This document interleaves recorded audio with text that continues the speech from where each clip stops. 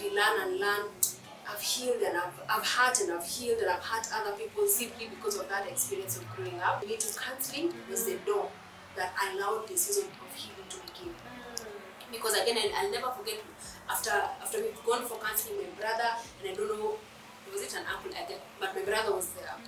And my brother, I remember my brother telling me, your dad made choices, but now you need to make your own choices now. You went through this, and I didn't know. Or I wish, in that season, that's what you were going through. Me, I'm thinking we were doing my ex. Tomboy was an acting all that it was happening, But they, again, we are a very close knit family.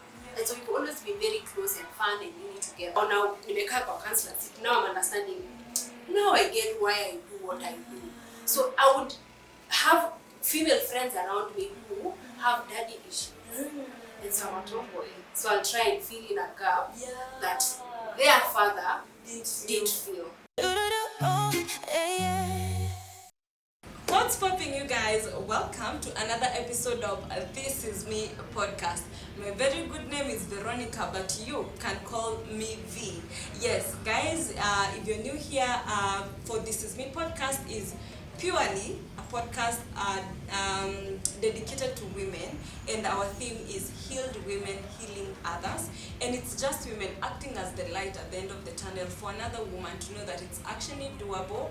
And for this season we have been focusing on the journey of becoming. Yes, so guys, if you're new and you don't know that we have a photo studio in Nairobi CBD where we're shooting this episode from, so kindly check out Eternal Concept Photography on all our socials. And on the other side, we offer makeup artistry, both for makeup classes and makeup application.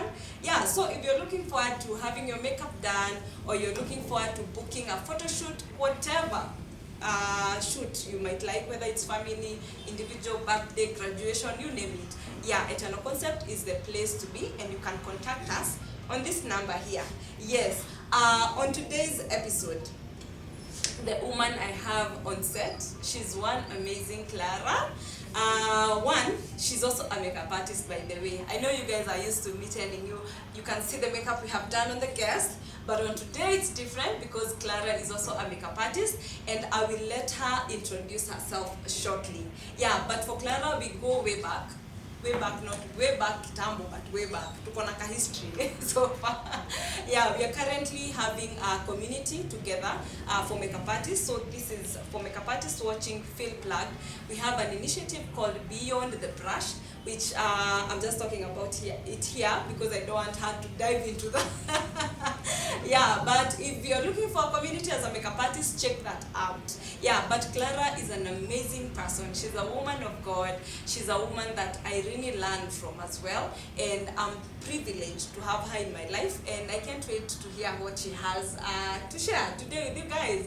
Yes, so without further ado, ladies and gentlemen, boys and girls, drum rolls for the one and only Clara.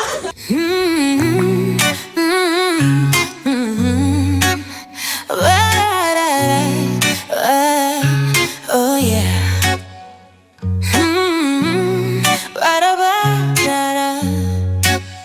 Oh yeah.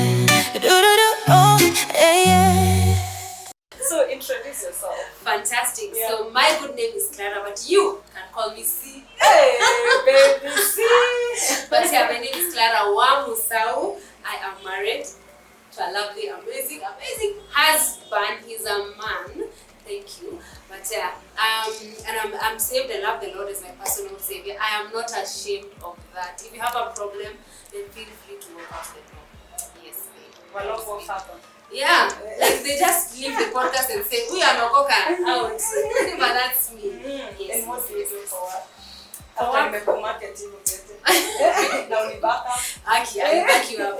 I am a pro makeup artist and a pro lash, individual lash tech. You know, technicians, yes, technicians, and I love it so much. That's just about it when it comes to work. Unfortunately, I've never been a corporate babe. I knew it from when I joined university. Then I was confirmed. Well, it was confirmed when I went for internship. I was like, you know what?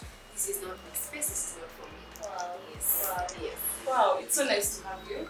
And she does such an amazing job. You guys make sure to check her out at Zen Beauty. Zen Beauty. Yes. On all platforms, which is just 2 platforms. Instagram TikTok. and TikTok. Yeah. On Facebook. Hey. Nah.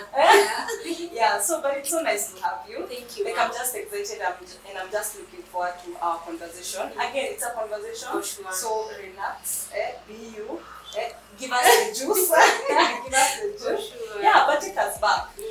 Because again, as I have mentioned, this series we are focusing on becoming, the journey of becoming. We see the Clara now, but people want the Clara now and they want to be where Clara is now, but they forget that it's a journey. It's a journey, and sometimes I feel when we share our journey, when we share our testimonies, we give another woman room to see that it's actually doable and they're not far too gone, they're not far behind. Like there's room for them as well. So maybe you can take us, give us a bit of background, Miss Clara. Let's get to know you a bit more better. Fantastic. Yeah. I love it when someone wants to know me beyond the brush. Oh, See what I did there? Yeah. Yeah. However, Clara. So, Clara is a lover of life. I love life. I come from a family of 5, let me just say 6, but 5 siblings. Okay. The 4th born. People think I'm a firstborn, and others say I'm a direct lastborn, but I'm a 4th born of 5. And I've loved it. I always thank God because I've had a beautiful experience in my growing up, especially with my family. We are a very close-knit family, and I think because of the experiences of life, it has made us very close. My mom never allows us to have feuds that last more than a month. At a month, you understand. It is we'll sit down. Kama tunapigana tupigane, we shall fight. However, let's talk about it. Wow. But I think that has made me just get to realize that even my growing up, I can have those so much sob stories, but I just say it's just the grace of God, honestly speaking. I hope you've noticed that even as I'm saying this, there's no father present in the conversation. Yeah. Because I wouldn't say I've grown up with one. I wouldn't say it's a design of God, but He knew it way before time began. Yeah. And I think that for me, has basically been the journey that has made me learn, relearn, and learn. I've healed and I've hurt and I've healed and I've hurt other people simply because of that experience of growing up. But my family has found a way. We found a way to heal together, and learn together and grow together. Yeah. So we are really close. Wow. I think I look at your family, honestly, and I'm like, I see so much of that in my family, Yeah, and I love sister. I mean, sisters. plus guys, you see the way we look alike. Yeah. That's If you don't see it, if you don't see it, you're the problem. You're the problem. Yeah. But I think, and that's the beauty. I love that. When we're told that there's no one you meet, that it's a coincidence. For me, I feel like our journey, our meeting, and even though it took longer, because I think we met and then we never had any conversation, but when God has connected us, like it has gone beyond what maybe we would have thought or imagined, and I truly see that because I see how you love your nephews. Like it's the same for us, we can dump all our children and one of our sisters, and I think even Juicy in May, because we really had like that deep conversation. People need to get to know that God did not make a mistake bringing you into that family. And your family is supposed to serve a purpose. Yes. Like for us, we are very beautiful girls. I And the Lord. And everyone thinks we all look alike. Yeah. Everyone like, God, you need to show us what is the purpose for this beauty. Like nowadays you can't take just anything as just like it's just who we are. And because in that, people always like want to start a conversation. People see our bond and they admire it, and so there has to be a purpose for there. And I think we are still in that journey of discovery. But even now, like serving purpose with one another, it has really been fulfilled. Yeah. And I love that for you. I think I see it so much because what your heart beats for is what my heart beats for. My heart beats for family and community. And I am pro family, I am pro community, I am pro let's do this together. Because again, I always believe that God put us on earth for a reason. I always believe, like no one I ever meet, I don't take people for granted, honestly speaking. Even though our meeting will be for 1 week or a month or something, I always believe that there's a purpose that God allowed me and you to interact and meet face to face in and say, hi Clara, hi. So and so and that's what I latch on as I move in life, and I don't take anyone for granted, because you could as well be carrying whatever it is that God has sent you to my life, as well as the people who just God allows you to come. I mean, God allows them to come into your life for you to unlearn something and get to reveal something that really is deep down in the soul, where no other person can reach back. But because of someone ataitoa. Wow. Yes. Already mnasikia tu. Tunaweza sema hapa it's the end of the episode na mshalan kitu. Yeah, but I think I want to go back. Something I picked as you were speaking. It's your mom. And I want to give her flowers, because I don't think most mothers understand. You say that my mom won't allow us to have a conflict that goes beyond a man. Maybe I would want you to elaborate how that came to be. Was it always that way? And maybe for me, even as a mother, I'm asking for myself. I want to learn how does that, how has she been able to do that, and how has that impacted you guys? Yeah. My mom has been the glue. We call her our queen. We call her Mama Africa. Because I think because of her experiences in life and also growing up, she's like me in some ways, because she doesn't want to replicate what she's experienced with her siblings. You know, those dramas that happen and you don't, all of a sudden you're not talking, and so she can't imagine her children turning out like that. Wow. So even when we were younger, I remember when we fought. You know, we are 5 of us, and so fighting is inevitable, because remote, stream, what, and my mom would always say, sit here. And you sit here, talk it out. There's no fighting, there's no for ni. And she'll always come and hear.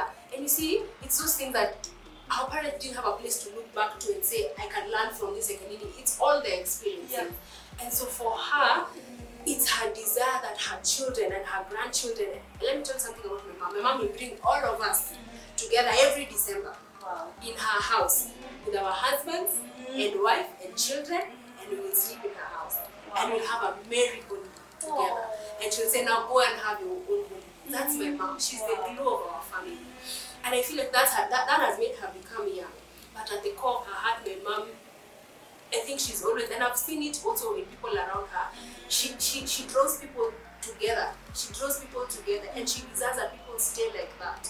And so even in feuds, even in we're not seeing eye to eye, even in this is what is happening, she can travel. I have a sister who lives in Coast. Let's believe my mom will pack her things, go to Coast and clear her out. What's the problem? Why are you not talking? Why is this happening? And she will listen very well. She'll come back to Nairobi. Come and meet my sister who is in Mombasa. She'll come back to Nairobi, invite me to her house. Let's talk about it. What is going on? You know? And that's my mom. You know, and I think she's really, again, I also want to add to that bouquet of flowers, because she has been she has healed us without knowing she's healed us, even though she's not healed herself sometimes. You know, sometimes it's those people where hurt people, but also heal people. Again, exactly as you said. But sometimes you could be having your own cracks and your own pain points, but it's you want for someone else to experience healing, so that you don't go through the same bounding or binding and forgiveness or meaning that you've experienced in your own life. Wow. Actually, I'm saying this out so that Clara can know. I would want to have your mom on one of the episodes, because there's a friend of mine, she told me about this thing we say men are carriers of graces, and at times you think the graces is just with men of God, but every person, there's a grace they carry. And she tells me her mom has the grace to parent, to mother, and you know, sometimes you think it's just natural, but not all mothers are the same. Natural. And so for me, I think I'm very keen, and I feel like in this next quarter of this series, because I already have older women, like 3 of them in waiting, and I would really be honored to have your mom. Please talk to her. No, talk to her. You are faithing me. Yeah, because I feel we also need to learn from older women. Yeah, because I feel like, as you're talking about your mother, I feel like it's a choice she made. Yes. Like, nobody taught me. I didn't grow up in this. I didn't have someone model, but I'm choosing differently. And people need to know, like, your traumas, what you have gone through, shouldn't define the person you become. It shouldn't define the mother. You have choices. You can choose to breathe differently. Yeah. You can choose to heal. You can choose to heal others, even though you did have someone heal. You know, and that's such a powerful thing. Wow, like I'm encouraged. I've also seen her, I've seen how she's grandmother, my nieces and nephews. When they're fighting, it's come here, you did this, apologize, and like it's no one's off. Imagine here we'll stay. Tunakaa na amani. There's no way we're going to fight at home. Umevuta mdomo, and she said, and I can almost hear her voice. Umevuta mdomo, umeenda kwa ile kona, umevuta mdomo, you can't go to that corner. It's we'll sit down, and at the end of the day, it's we all love each other. Wow. We all love each other, you know. Mama Clara, if you get to see this, receive your flowers. You're doing a good job, and may God bless you. Because truly that's what Christ has told us. Like love God and love others. You know, and that is not to others outside. It's others from home. From home first. You know. Wow. So here we are. So we get to say that Mom has very been, and you mentioned about we noticed or you mentioned that we didn't mention your dad. I would want to hear how was that for you, being raised mostly by your mom, and also how did that affect you as a child growing up? Yeah. I genuinely don't have so many fond memories about my dad. Yeah. You know, I have very few that I can look back to and say, oh, this is a cherished memory. Again, I wouldn't say that that's a design of God, but I'd say God saw it happen. Yeah. And he did his thing over time. And it was a long time ago. I think I was going into class 4 or 5. You know, and I couldn't understand. Everyone is talking about my dad. Me, I don't have a story to tell about my dad. So I remember there's a point I decided I don't even want anyone to call me by my last name, our family name. Yeah. And that happened throughout primary. I don't know if it made me a bitter person or a better person, honestly speaking, but I knew something needed to change because I knew it had affected me somewhere. I remember, again, just to say it as lightly as possible, even coming forward into high school, I went through 4 different high schools. I remember the time I was going for counseling, and at some point my mom sent me to a counselor, and she was just speaking out from, you know, my childhood and Indian, and she said, you know, you didn't realize how it had your dad being upset had affected you, but that's how it affected you. And I didn't know I was acting out. Yeah. I couldn't voice how I felt, I couldn't voice what the trauma was, I couldn't voice how I felt, but I was acting out. Because surely who gets sent? For schools, their money, you know. There must be something. There must be something. But I remember by the time I was finishing Form 4, and the pastor that I was under that time, I remember telling him, I want to forgive my dad for what I don't know. Yeah. Again, because I couldn't explain to you the whole magnitude of the trauma and the whole magnitude of the absenteeism. Yeah. I could tell bits and pieces of this is how it's affected me, this is how. But I knew I wanted to let go of it. Yeah. I knew I didn't want to carry him as a pain point. Nikikumbuka mzae nasikia uchungu. And I remember him just telling me, you need to allow God into that very space. That space where you think God can't reach and heal, allow God into that space. Yeah. And I didn't know much of allowing God into that space, or I didn't know what it meant. Okay, so God, I've allowed you into this space. So, you wait, no. I just continued. Continued in the journey of salvation. Yeah. I continued, and by the time, and again, as I was telling you at some point, I can't tell you where the shift happened, but I remember there's a shift that happened, and God filled my heart with a love for my father that I never can explain to you. Yani, and in campus, I would call him and just check on him. Hi dad, how are you doing? Our conversations never last more than 4 minutes. In the 4 minutes, he told me about what his life is about, probably, if he has the opportunity to. But God filled my heart for my dad, and that began to heal me. Yeah. Because God, in the process, will begin to reveal, you see, this is how your dad not being there affected you. Because I always waited for people to live my life. I always waited for people to live. Makes sense. Again, because he left at some point. So I'd always wait. Yeah. I'd get a new friend, I'd get a new person in my life, I'd wait for you. I know you will live. And so God allowed me, after I had forgiven my dad, to begin to see the effects. Because he needed to be that. Because he kept telling me, not everyone who will come into your life will live. You And get not everyone will come, will stay. exactly, and it's okay for them not to stay. And it's Yeah. okay for them to be a seasonal, and God will allow them to be. Wow. And so the undoing began to happen. I stopped self-sabotaging. Because if you're not living,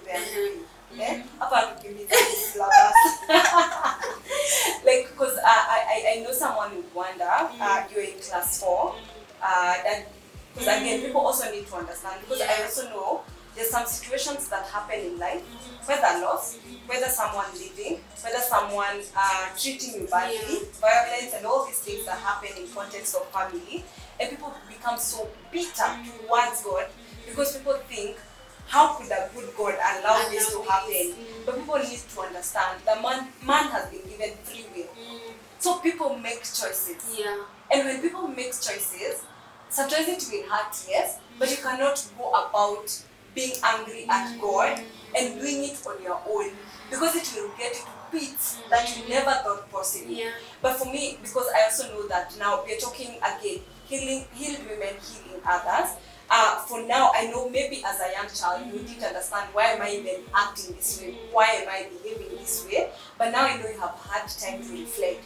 And now we would have someone, a child even watching, or even a person who still is very angry at their dance. Because I know that there are real issues out there. I've seen it on social media and people are really angry. But I think today I want us to set someone free.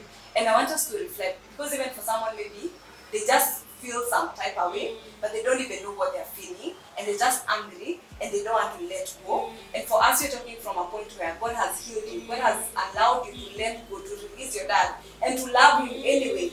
But now maybe we can reflect on what were some of these effects, and also maybe just to give us a bit of context. So dad left. Were you explained why? Because as a child also, there's that other thing. For me right now, I'm very intentional, even with my children. Sometimes we have conflict with their dad, and for some reason we avoid them hearing us have conflict. But sometimes you can't avoid it. Sometimes they will hear. And I have made it very intentional to sit, especially now Darren, because he's bigger, down, and explain to him that sometimes adults get into conflict. But it doesn't mean that if you don't love you, it doesn't mean it's unresolvable. It doesn't mean now daddy and mommy, they hate each other. Because I also don't want, because I think we also presented perfection, especially with our parents. Most of their marriages were not working, mine included. And for us, it was a shocker later. Like 35 years, that's when they are going apart. And to me, even today, I wouldn't say I'm healed past it. I wouldn't say I don't have questions past it. And in as much as I have had to have conversation with my mom and my dad, just to get where they're coming from, it's still really hard because you feel like you have been cheated all your life. You have been cheated all your life. And you grew up dreaming of, I want such a marriage. Only to know that's the marriage you don't want. And I think at times parents think, our children are fine. They think they're shielding you. But in real sense, they're doing more damage. And now, for me, I would want to know, like, how, because now all these things you're saying were coming up, whether it's changing school, whether it's behaving in a certain way, it was definitely trying to put this thing out there, but you don't have the words for it. Because also, it was not a safe space where someone came and sat you and told you this has gone on. And now, what do you feel about it? And then they allow you to just break that, to ask questions. So maybe just take us back, like now that you're older, now that you understand, like how was that? Maybe to help even someone out there who maybe hasn't had time to like break down that I do this because of this. Maybe it will shed light to them of what is happening. So number one, we didn't know, especially from my small sister and I, we didn't know.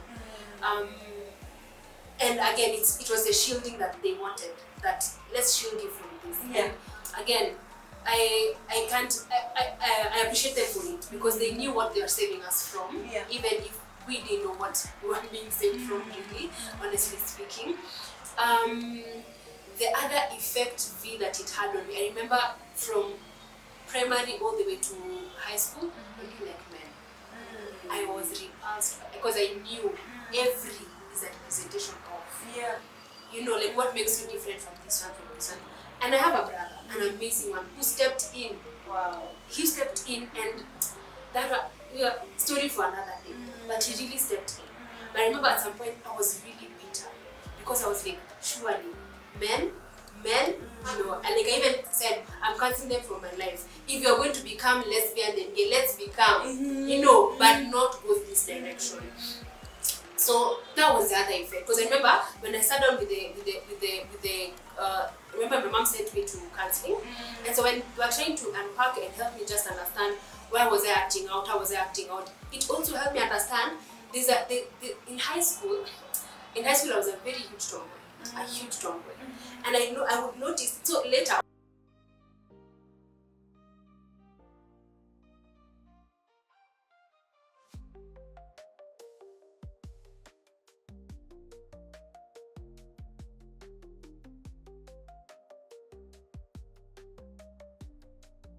So I'm sitting down with the counselor and an amazing bit, I'm like, you lie. Like, that's why. Because now I'd sit down and look at all the friends around me. Yeah. I'm like, yeah, you have that story, you have this story, you have this story. Now I was trying to become I had a messianic complex. I'm trying to, yes, I've gone through the pain and I know the pain, but I don't want you to go through the pain. How can I carry the pain? That time I didn't know Jesus, honestly speaking. I didn't know God. So with my own finite and my own worldly and mindset, I'm trying to step into a space where surely I can't, you know, because I've also not really fully healed from my father. Yeah. And so I had that concept at that time. And so again, you see, so I've cancelled men out. I'm stepping into to be a man in women's life because your father left. I think I can do a better job. But I think after that counseling, I don't even remember that name, honestly speaking. But after they helped me unpack this thing, as in we put it layer by layer, block by block, and I was like, that makes a lot of sense, you know.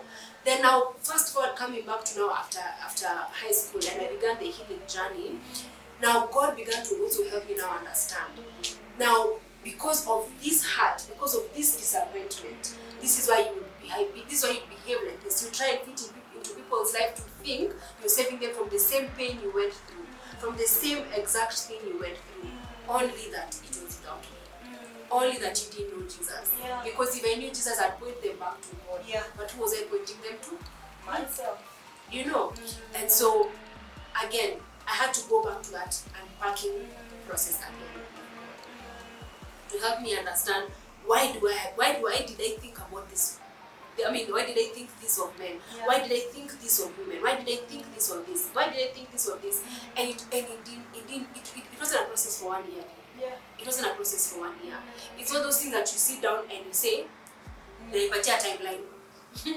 It's a thing that God goes through with you a step at a time. And sometimes the healing is messy. Because there are days you'll wake up and you think you've healed, then that child that wasn't healed rears its head through an experience and you're like, oh no, I didn't heal. You know, and you go back again with God and you're like, my God, I thought I healed from this. Yeah. I thought I healed from this. Yeah. But eventually it happened. Eventually, and I kid you not, it's almost like you feel like a burden has been lifted. It's like a cloud or a heaviness towards that perspective and towards that concept. And you realize, whether God really did it, Bila me sometimes put in an effort, honestly speaking. So for that person who is thinking, I don't know how to unpack, I don't know how to it's God is a God of a day at a time. Because again, what God says, to you a day looks like, to him, a day is, 1,000 days is like a day. Yeah. So for you, what it looks like, it's going to be a long, cumbersome, tiresome process, or a short. God will tell you, I'm the author of time. Yeah. So your healing is in my hands. In fact, I don't like the narrative for time heals. Because God heals in time. You know, so he'll do it according to his own rules. He'll do it according to his own structure. And he'll come in and tell you, oh, okay, so there's this thing that we need, there's a fragmented bit of your soul or your heart that we need to deal with, and you need to sit down with me in this class. Sometimes, again, God will bring in someone who will show you that this part is either healed or not healed. Yeah. Because they either come and trigger, or they either come and reveal that it's fully healed. Wow. And even as you're speaking, I'm just thinking, you were in class 4, you had older siblings because you said you're the fourth one.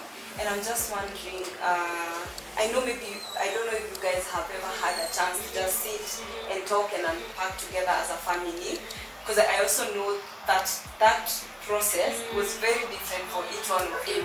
Because you see now there were some who had their dad for long, so they cannot compare their journey with yours. And I would also want to know, because at times I also know, like for us, one of the most traumatic things that happened is us losing our brother who was killed. So it was unexpected. And so, like in that 2018 was a very dark year for us because we didn't know how to come together and heal together. You know. And so for me, I think my question would be, I don't know if you have ever discussed, maybe you can share a bit if you guys have ever like maybe had that conversation, just to know where each sibling's mind was, and also just to see, because now you're sharing, and I know it's your story, and I don't want to take it to them, but just for context, because I wish in that season, I keep wishing that I wish we healed together. I wish we stuck together, because we would have saved so much time that we allowed the enemy to waste and to steal from us as well. And in as much as God has restored now, maybe for a family going through such a scenario and siblings, one, how were your siblings there for you in that season that maybe changed you from going deeper? I heard you say mom took you to counseling.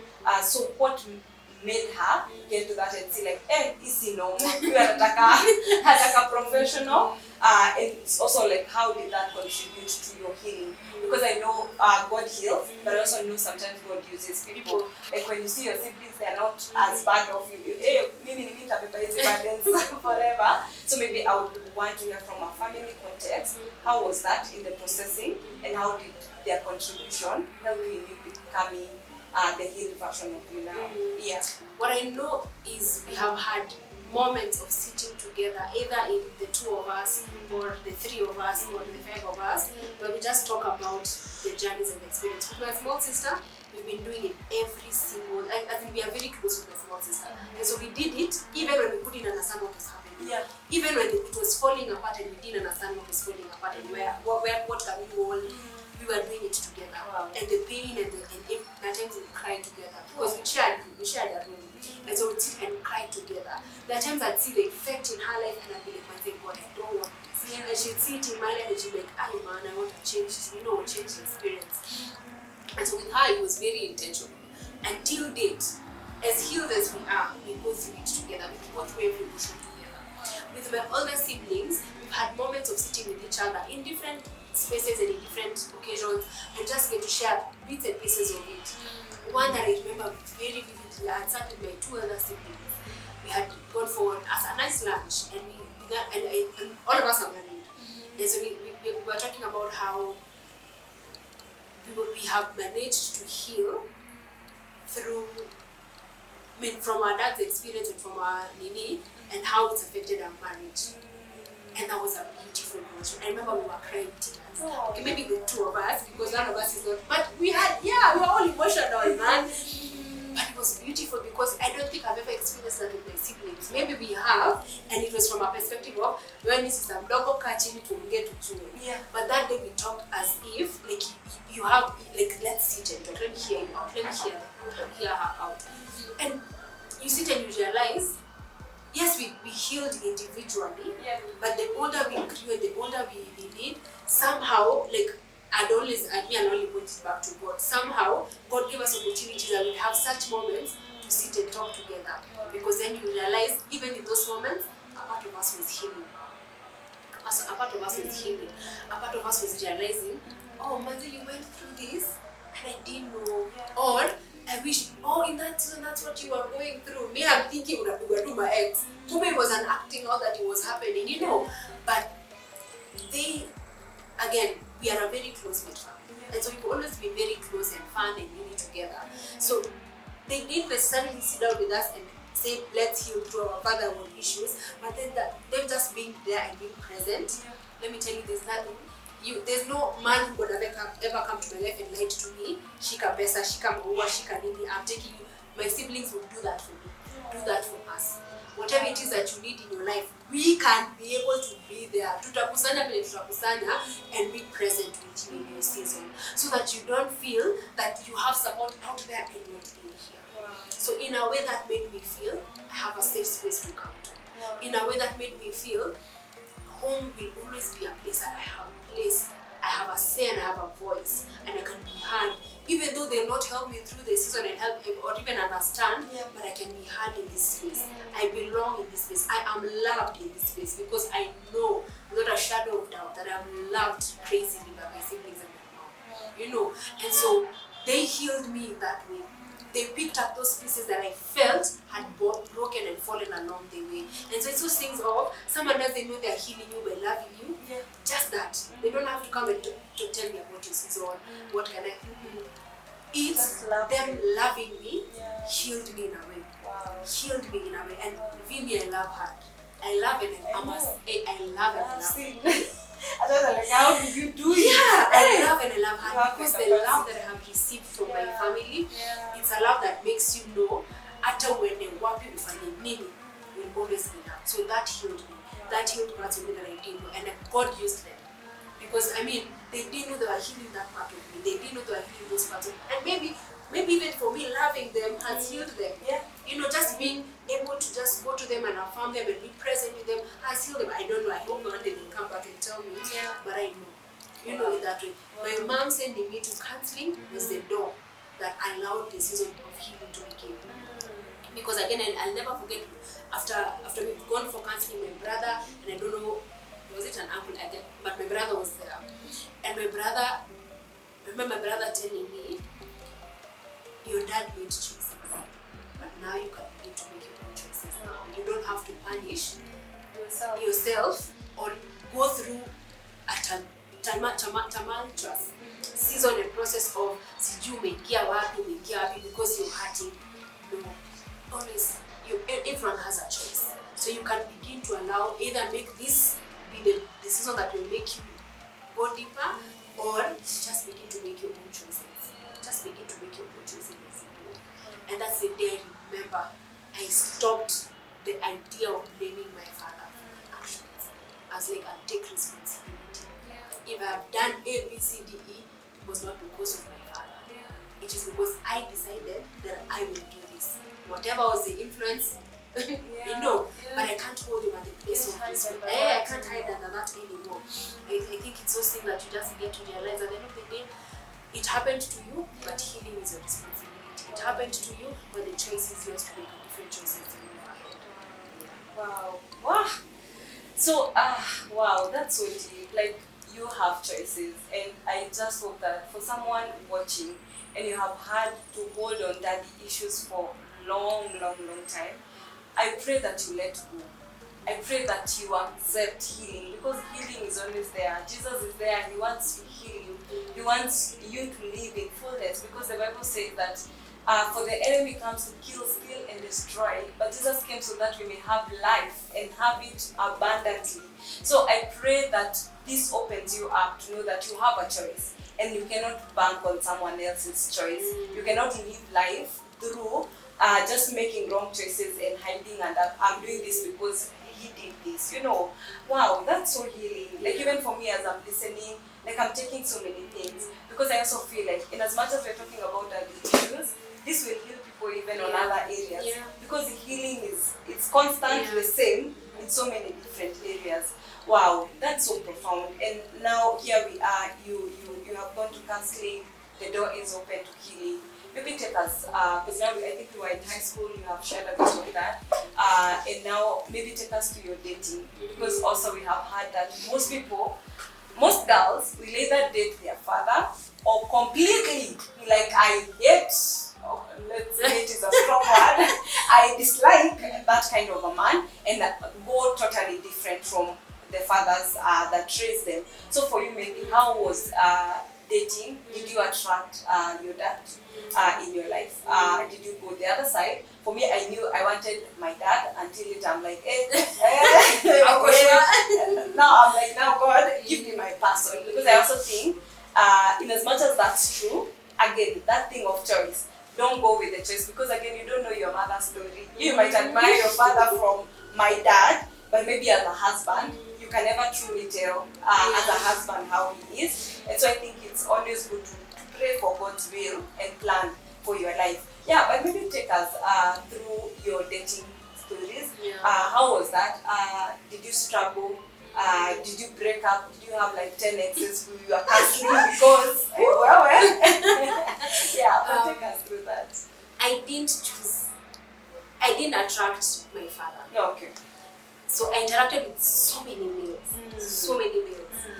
And I knew what I didn't want because of what I did want. Yes. And so even in the attracting, I was attracted to consistency, I was attracted to presence, I was attracted to you are a man of your word. Yeah. So if I saw any shadiness in any friends out, like this, I wouldn't even waste my time there because I didn't want to go through the ache again.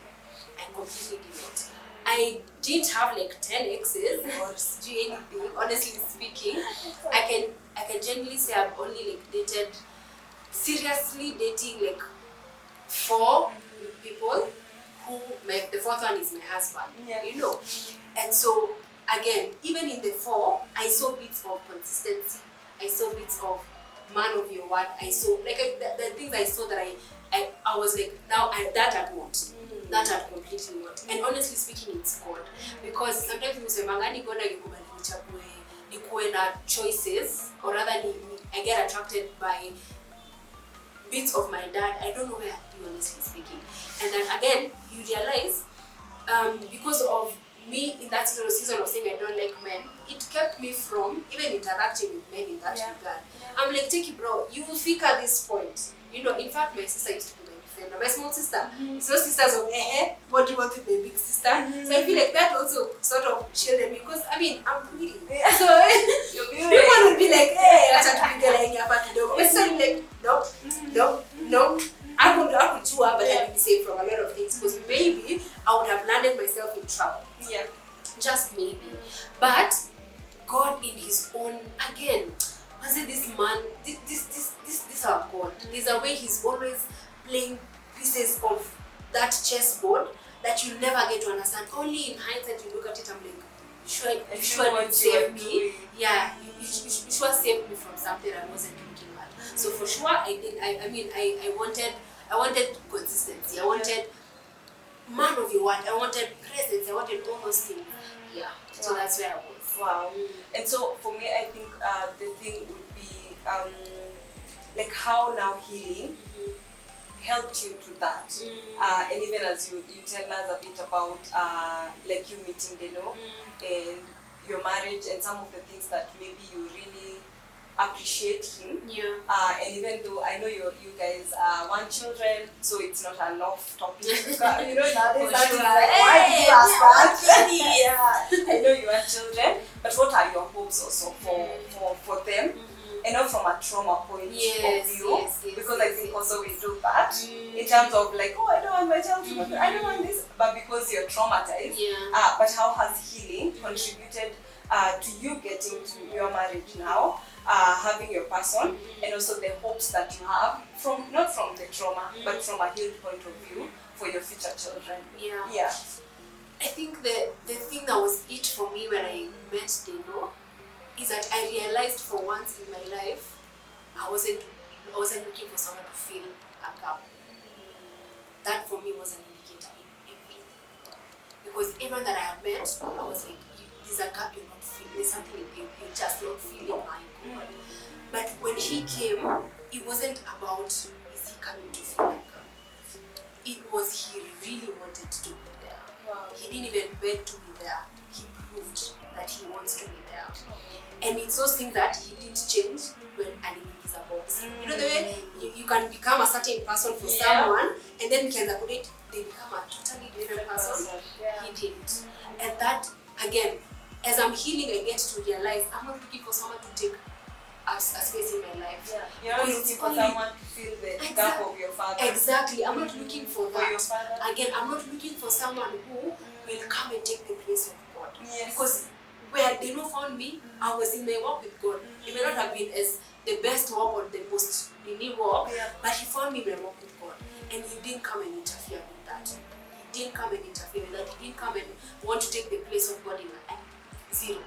And so when I look back even at how we were interacting and just getting to know each other, I realized I would constantly go back to God. Constantly, hey God, to go through it, oh God, to experience, oh God, oh God, oh God. And that made me realize that I've not placed him in place of God. Yeah. Honestly speaking. And I believe my mom and my siblings love him. Even from interacting with him. They hadn't interacted with him so much because again it's those things of in-laws and indie, but I was very careful. Yeah. But even as I'm moving and interacting with him, I realized how, again, summer earlier on, he also came and healed parts of me that I didn't know. That needed healing. In fact, he came and revealed that within this part, Mama, you've not really gone through it. God, you thought you've gone through it, you think you've addressed it, but you really haven't. You know, and he was so graceful with me in the journey. He was so, and I in hindsight, I look at it and I'm like, I feel like my healing made more sense, and I think I was able to now fully say, hey, you know, again, I didn't allow what I had gone through. You know, the people, you punish this person because of the hurt that you've gone through here and here and here. Yeah. My heart wanted to protect them so much. And I remember when he came very upfront. And I told him, I need you to give me 2 years. I need 2 years to heal, bro. 2 years? Yeah. That's the joke that interview your number. I told him, bro, I need 2 years to heal. Whoa. And I meant 2 years. Mm-hmm. One, you're limiting God. Yeah. Because you think it's at the end of the 2 years that you'll be healed. Number two, I'll be present in the 2 years. It's 3 years into which you need. Oh. And he saw my message. He saw my mess. He wasn't even shy to see my ugly. Because at times, for sure, again, you'd think you're healed, you go through something and it reveals you're not really fully healed. And when they know it's genuinely like this, you know, like he really was present. And at times he would see, and sometimes you see, I'm struggling to explain even seasons and understand seasons, and I tell him, and he put it plainly in words.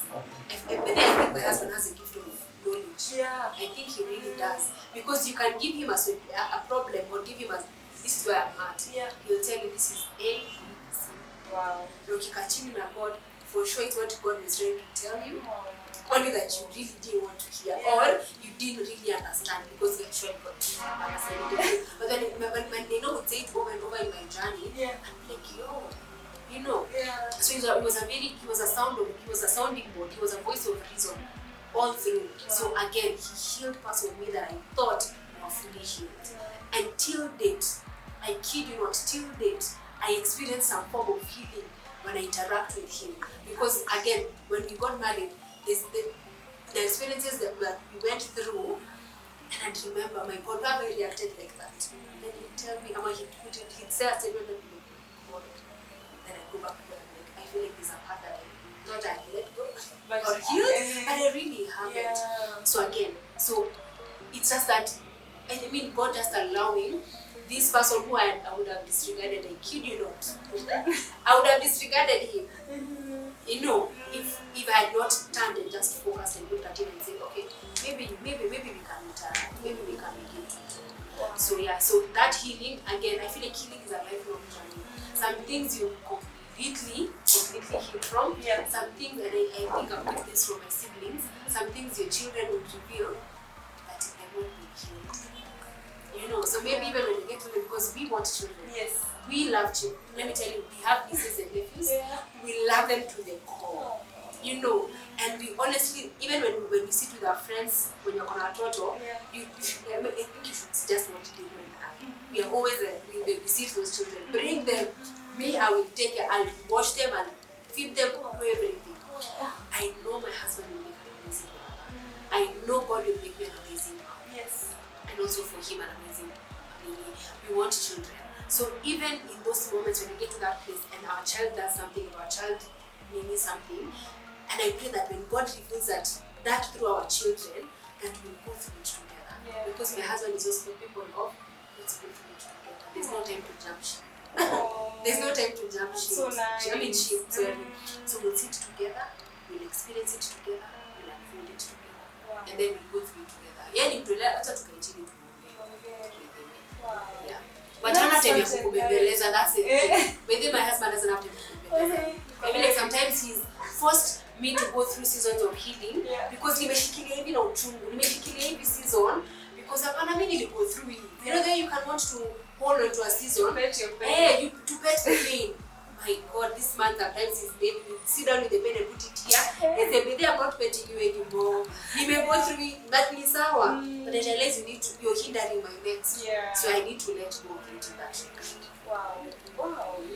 You see, and that's the thing. Because for me, healing is never complete without now such testimonies. You know, where you can like actually talk about it. Like, take us through the journey of becoming, take us through the journey of healing, because it makes sense for someone out there who feels me I never want to get married because men are like so. You can there's a book we did and it's called the passionate pursuit of purity. It's by Ernest Mongoya, and it says for the ladies who say men are dogs, maybe you are the dog catcher. Yo! I know, that's a made me laugh.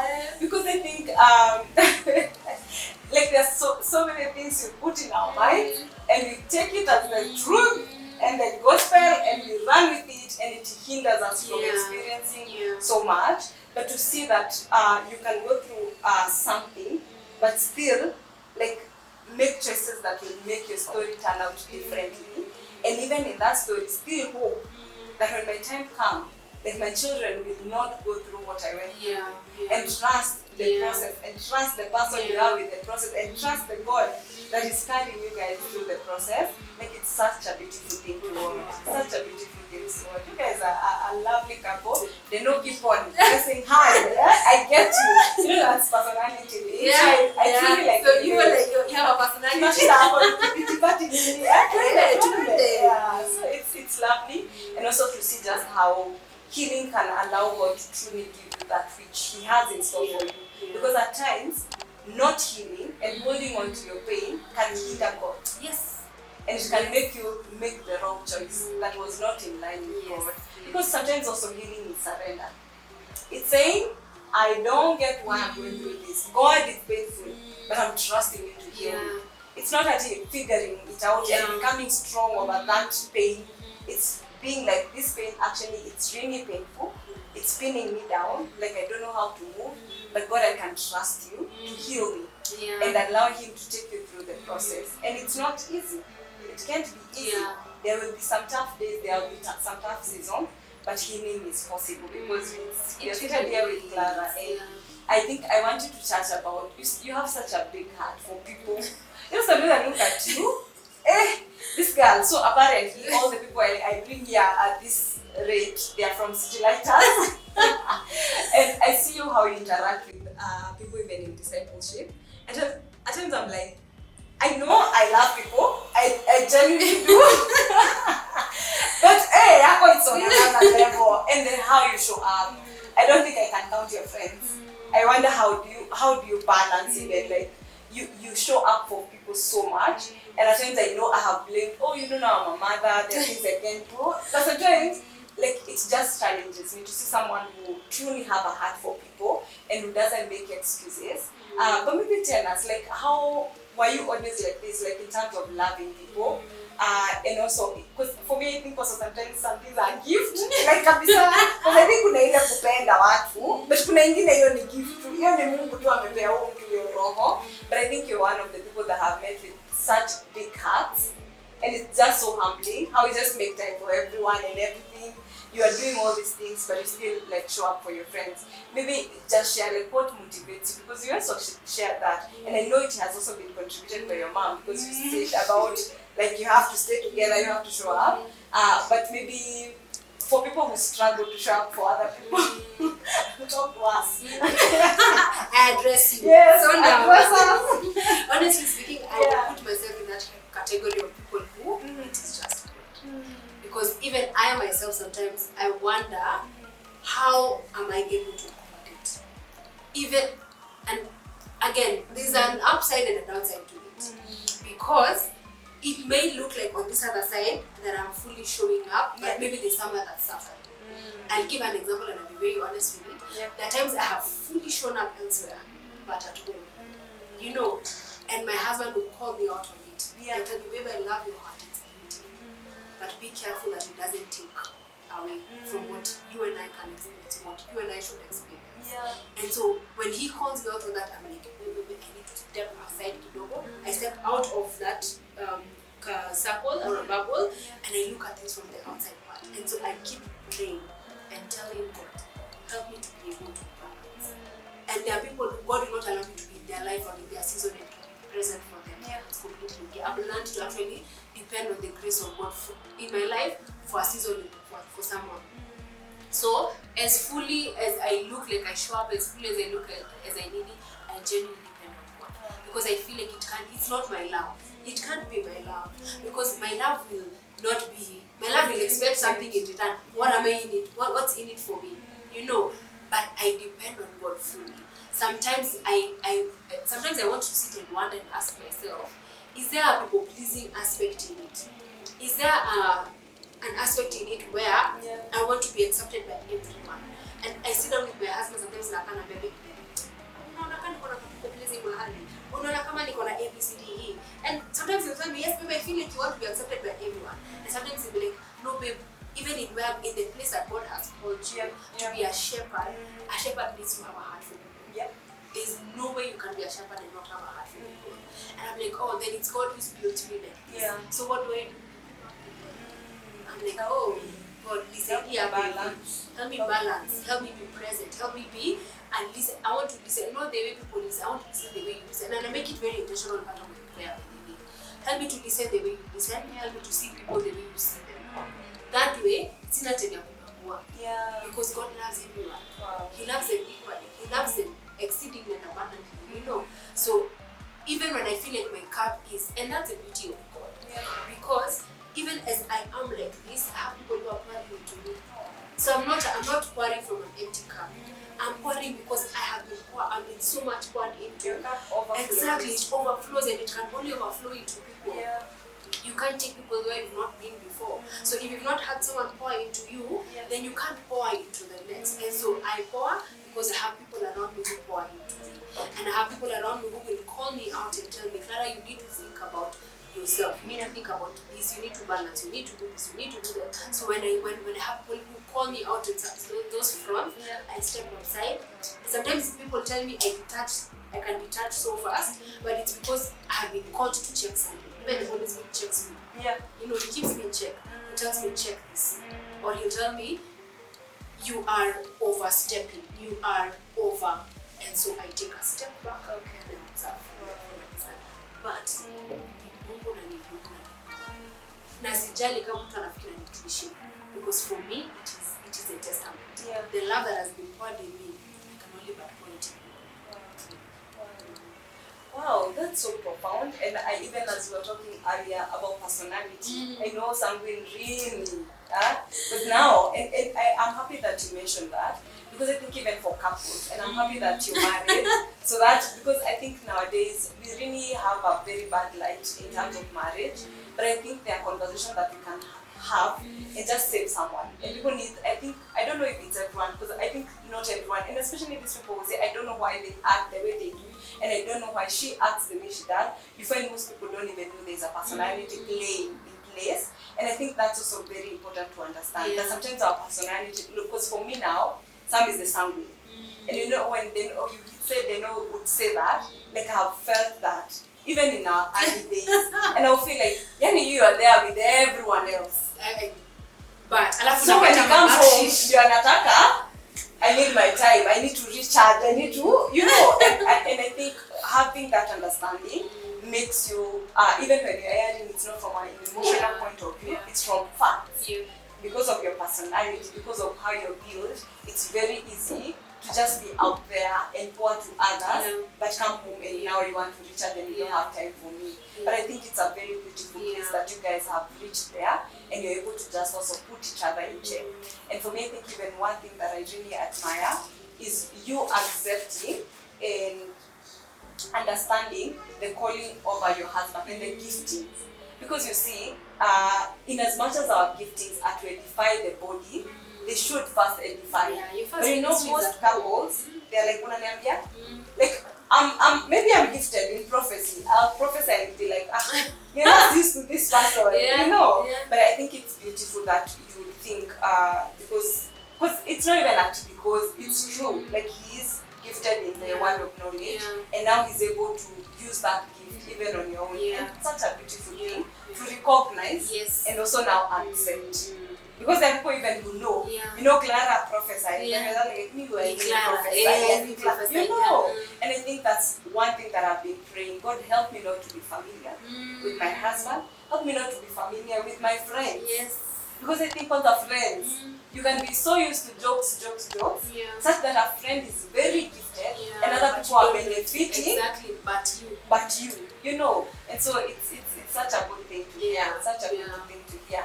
Yeah, so I think from here, I think you will give us your parting shot.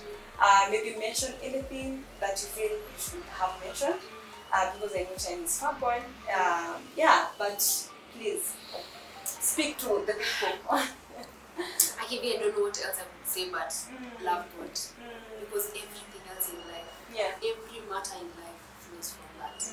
If it is healing, if it is loving, if it is being present, if it is showing up, it just flows from your time with God. And it's not those things for saying that God is, for me, God is not an accessory. He's my everything. And so everything that I need pertaining life and godliness just comes from God. And I believe if people would realize, and again, as I speak to you, I'm speaking to myself, because sometimes I don't think I realize the magnitude or the power of God's presence in my life in its entirety. But if we realize just how much and how much God is a game changer in everything we do, would never take God lightly. Would never take friendships lightly. We'd never take business lightly. We'd never take people lightly, you know, because God, He takes us so serious. God takes everything so serious that He would, I don't even know how to put it, but I feel like the word would just be choose God, love God, then every other thing. And He's a man of His word, again, for me, a man of His word, consistency, you know, and those are the very things you find in God, not even in a man. And I think the last thing is, don't place the burden of healing and the burden of your journey in a human being. My husband is totally incapable of carrying my pain in my heart, but when I take it back to God, He's able to do what only He can do. Take that responsibility that I'll only be happy if, I'll only be full if, I'll only be healed if. Remove that and say, I am healed in God. I am happy in God. I am satisfied in God. And the rest will flow. Honestly speaking, the rest will flow. It has no option. Because everything in life has been created to respond to a higher being. And it can and there's no, every other thing can be a placeholder, but the only higher being is God. So if everything has been created and invented and needed to respond to a higher being, then me, the being himself, how can I not respond to that? Wow, guys, that's a whole sermon, A whole sermon, Bible study, devotion, all in one. Before we start all over. So guys, I really thank you, Clara. Like, take your flowers, and know we are all becoming. Like, in as much as we have become, we are still becoming, and we will continue to become. Just like sanctification, it's a journey, it's a process. Until Christ comes. And so I feel edified. I've learned a lot. I really have learned a lot, and I truly hope that for whoever God has intended for this episode to reach, that it will reach them. That whoever needs to hear this to start their healing journey, I pray that it will be so in their lives. And so thank you for honoring us. Thank you for saying yes. Like, I don't take it lightly at all. You taking time out to just come and sit and share. Like, I really, really appreciate. And I say that may God bless you. May He increase you in capacity. And the beauty with gifts of God, they are the only gifts when you share, they multiply. Yeah, they multiply. They don't, unajua when you share something, but you give your God when you share it with the people and with the world, like it multiplies. And I pray that that will be so in your life, in your pastoral, in your shepherdhood. May God increase you. May He raise you. May He announce you. May He take you to nations. And may every heart and every ear that get to hear your voice, may it be changed completely. May you be used as a vessel because you are truly yielded and you have truly allowed Holy Spirit to work through you. May God increase you in all areas of your life. Thank you for being my sister, for being my friend. I can't wait to see what God does even with our friendship, because I know beyond the brush, there's so much more. There's so much more that is to come. And I'm just happy that God has allowed us to be in each other's life, and may that which He has purposed truly be revealed and may it happen. Yeah, but thank you so much.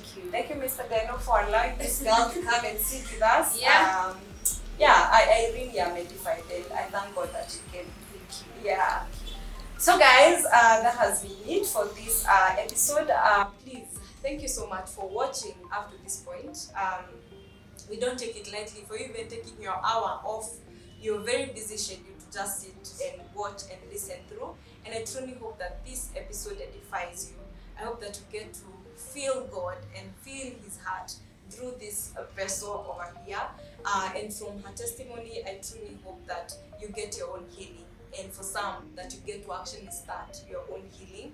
And to know that there's no pain that is too big for God to heal. There's no pit that you are in that feels so deep that God can treat you there. So be encouraged that healing is possible. Healing is available in Christ.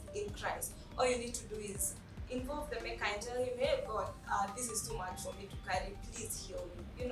And also not taking for granted the people that God places you in different seasons, and even in longer seasons like in marriage. Like, let your spouse help you heal as well. Yes, they cannot do the work of God, but they can be a vessel that God uses to reach you, to heal those parts of you that feel too broken.